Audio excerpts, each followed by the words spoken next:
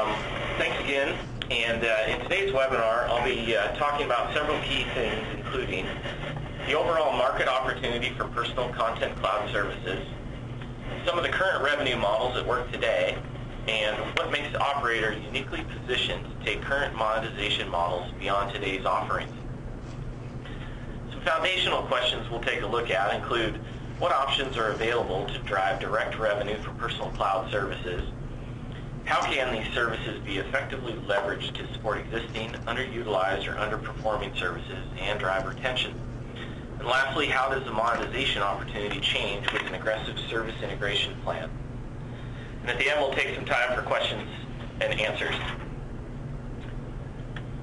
Although the concept of a personal digital content cloud has been around for a number of years, mass market adoption has been a long time coming.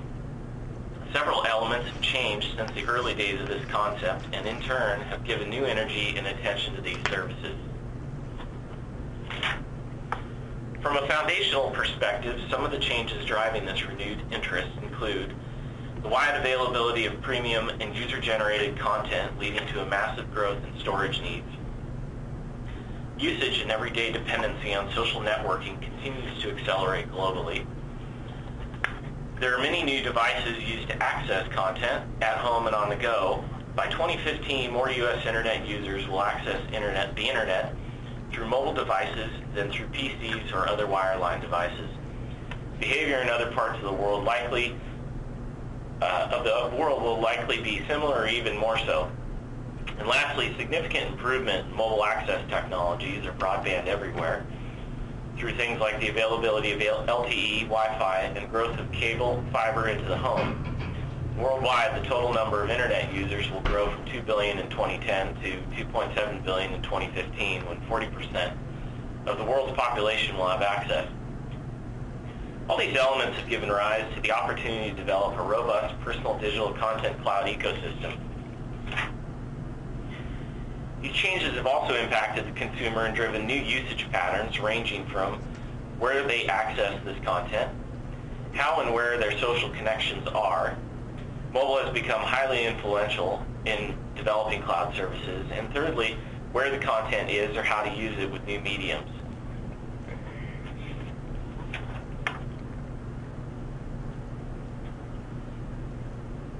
So what drives the value of the cloud? Both the subscriber and the service provider can drive extensive value from the cloud.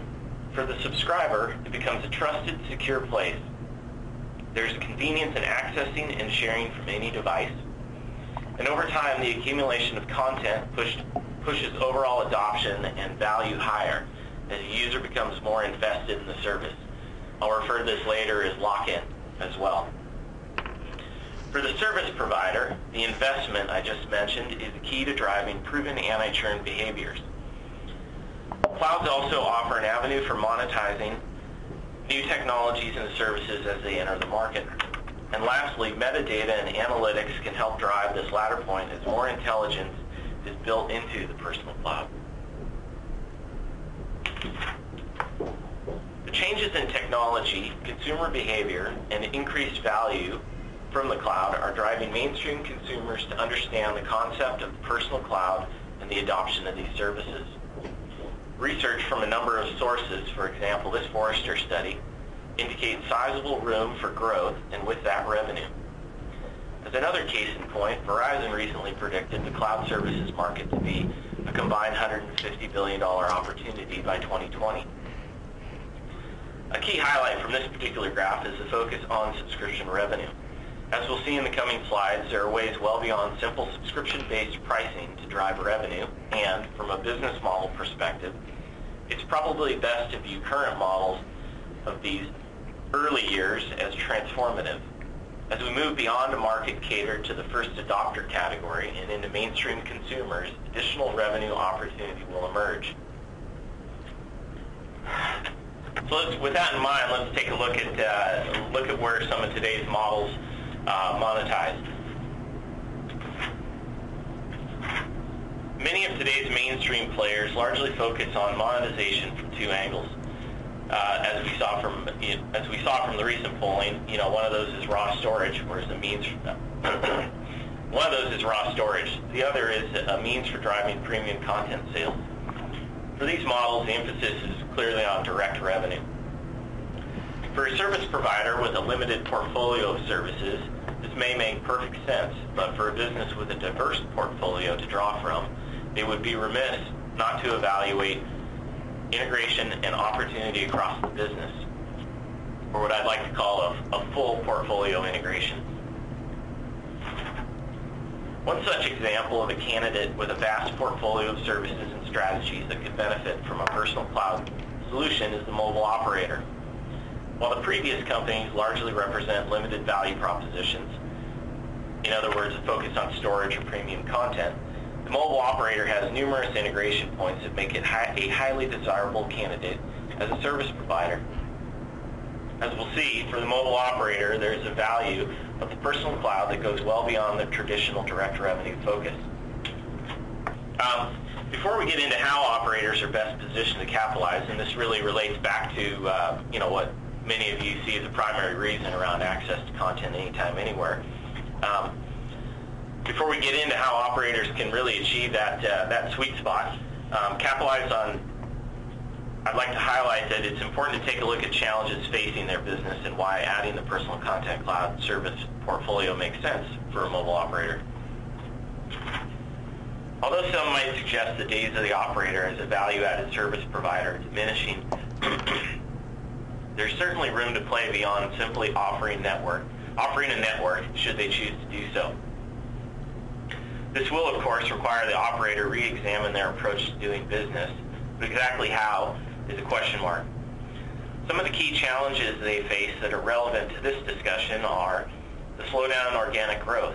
Service thought must move beyond the notion that growth and health of the business be measured by new net subscriber acquisitions.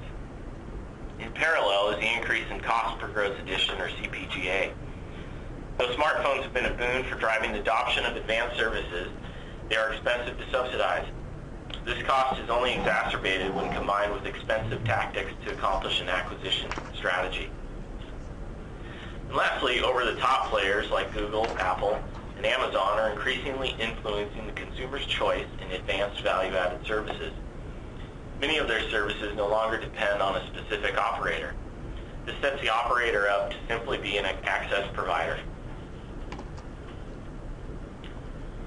So what exactly makes operators well-positioned to manage the personal content cloud rather than seed what I would call a linchpin service for a network provider? For one, operators have significant brand power. True, consumers have felt plenty of pain, but there are also high demands on what has become a cornerstone of convenience in modern history. Few other services parallel the kind of demand operators face. Second is a well-established customer base to draw from. Operators have made key investments to acquire a sizable base and are well positioned to leverage this asset in driving additional services and business models. The third point for fit is service. The operator backs up their service 24 hours a day, 7 days a week, 365 days a year. I would challenge anyone to find a phone and contact point to call when their Gmail account is hacked or they can't see their friends' latest wall postings on Facebook. These last two, billing and infrastructure, are really about proven security, scalability, and reliability. Incidentally, this is what Gmail users were greeted with during a recent outage of Google's cloud email service. I'm fairly confident all would agree that a mobile operator certainly couldn't get away with something similar during a network outage.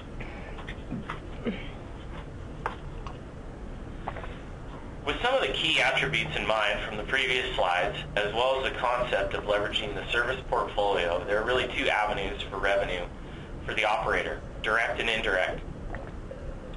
Direct revenue is attributed to the service itself. As highlighted earlier, subscription charges would be a good example. On the other side is indirect revenue, or revenue gained from the value the service provides in influencing the customer over time. In other words, the contribution the service provides an overall lifetime value to the customer. Now, this slide is what I liken to a menu of direct revenue options an operator might have at their disposal in linking to a personal content cloud service. As you can see, for the operator, direct revenue opportunities go well beyond what the average direct-to-consumer provider might have at their disposal. The red lines indicate a potential revenue scenario based on leveraging only a few items, while the gray indicates some additional menu items. In this scenario, we are driving new revenue directly through subscription services, service subscription revenue, increased data usage. In many markets, tiered plans are emerging. As an alternative, there is also opportunity to bundle with existing service plans. Advertising, although clearly an ever-evolving concept, mobile advertising does have a place in the personal cloud. As the personal cloud becomes more intelligent, case in point being geotagged photos, this opens up new advertising methods and opportunities. And lastly, another area would be premium content integration. An excellent example would be an integration between Verizon Wireless's Media Manager service and their music service. The operator is here, in this case, the operator would be leveraging an existing value-added service to drive richer value to both lines of business. Purchasing decisions can vary widely, and competitive pressures can force adjustments to direct revenue components, obviously as we've seen for the poll. Over time, it's important to take a look at indirect revenue through lifetime value. Essentially, lifetime value is about harnessing the opportunity of the existing base.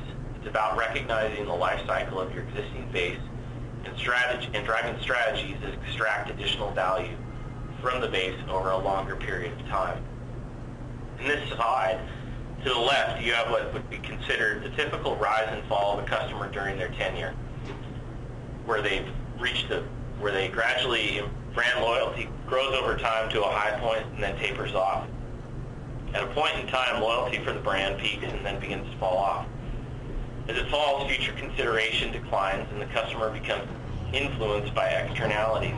For example, where their friends might have service, a new device that a competing operator has, or a competing rate plan. The Personal Content Cloud is a service directly focused on creating what I referenced earlier in the previous slide around value of the cloud is a lock-in behavior. As we saw in the earlier chart, as the size of the personal collection grows, so does the value to the user. In turn, it becomes a point of consideration and influences this life cycle. Unfortunately, no matter the service, some level of decay is always inherent, simply the nature of the modern consumer. What we ultimately settle with is targeted ways to extend the life cycle and derive more value through time. As mentioned earlier, in a highly competitive and saturated marketplace, it's paramount to find services that keep customers longer. In other words, those that drive greater lifetime value. By capitalizing on this principle, operators stand to drive substantially greater revenues from personal cloud services and benefit overall profitability to the business.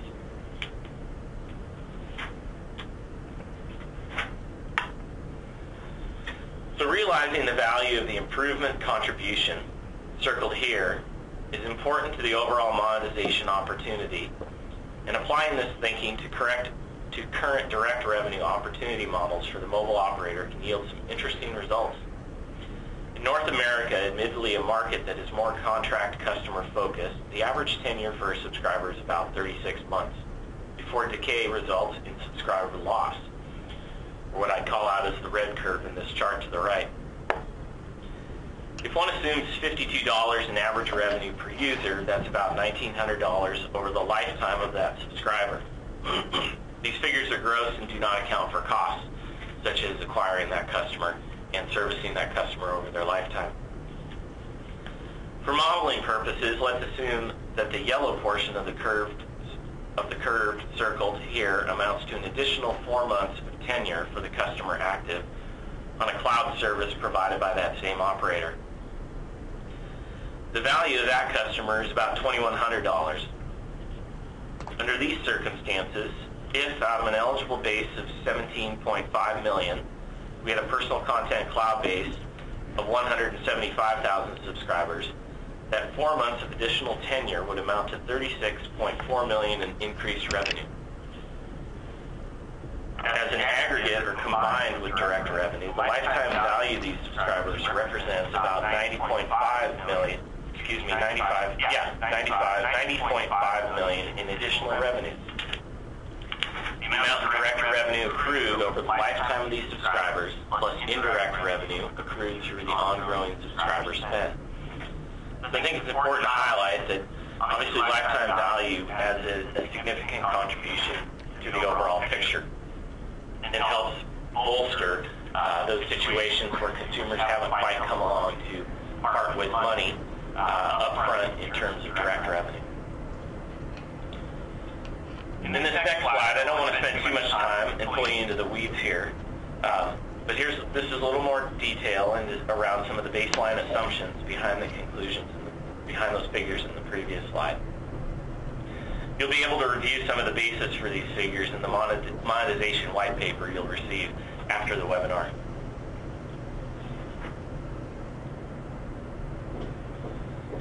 So really, in summary, to recap some of the things we've taken a look at, we have a number of very different dynamics that have helped push the cloud into mainstream consumer thinking.